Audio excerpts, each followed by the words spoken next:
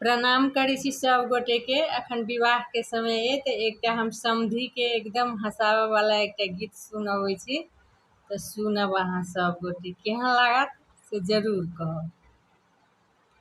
समधी एला बनी ठन क धोती कुर्ता पहिर क, एला उल्हन सुना बेटा के बियाह में, एला उल्हन सुना बेटा के बियाह में। हम सब कोरै छी पुछारी, कहू गीत सुनब की गारी। हम सब कोरै छी पुछारी, कहू गीत सुनब की गारी। आकी डहकन सुनब बेटा के बियाह में, आकी डहकन सुनब बेटा के बियाह में। हेयौ ककरा से मांगी का धोती पहिरलौं, ककरा से मांगी का कुर्ता। हेयौ ककरा से मांगी का चादर ओढ़लौं, ककरा से मांगी का दुपट्टा। कहू त कारी चुन लगा दू अहाँ के गदहा पर बैसा दू, कहू त कारी चुन लगा दू अहाँ के गदहा पर बैसा दू। हम सब परिछन करब बेटा के बियाह में, हम सब परिछन करब बेटा के बियाह में। समधी एला बनी ठन क धोती कुर्ता पहिर क, एला उल्हन सुन बेटा के बियाह में, एला उल्हन सुन बेटा के बियाह में।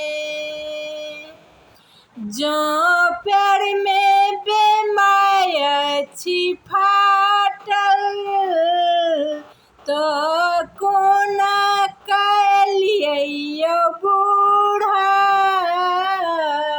जो दाँतो बाती सोयै टूटल, तो कोना का खेबै यौ चूड़ा। बड़ा अजगुत लगै दाय बुढ़वा टुप टुप खेने जाय, बड़ा अजगुत लगै दाय बुढ़वा टुप टुप खेने जाय। ओ तो मारल जेता बेटा के बियाह में, ओ तो मारल जेता बेटा के बियाह में।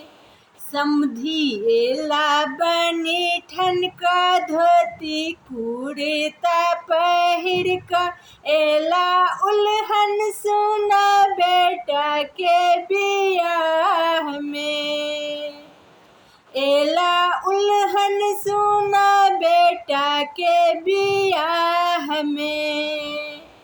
समधी अपने छथी बन गेठा, ओ जनमौलन कोना एहन बेटा। समधी अपने छथी बन गेठा, ओ जनमौलन कोना एहन बेटा। बड़ा अजगुत लगै दाय समधी कनखी मारै आय, बड़ा अजगुत लगै दाय समधी कनखी मारै आय। ओ तो मारल जेता बेटा के बियाह में, ओ तो मारल जेता समधी एला बनी ठनका धोती कुर्ता पहिर क एला उल्हन सुना बेटा के बियाह में। एला उल्हन सुना बेटा के बियाह में। गाना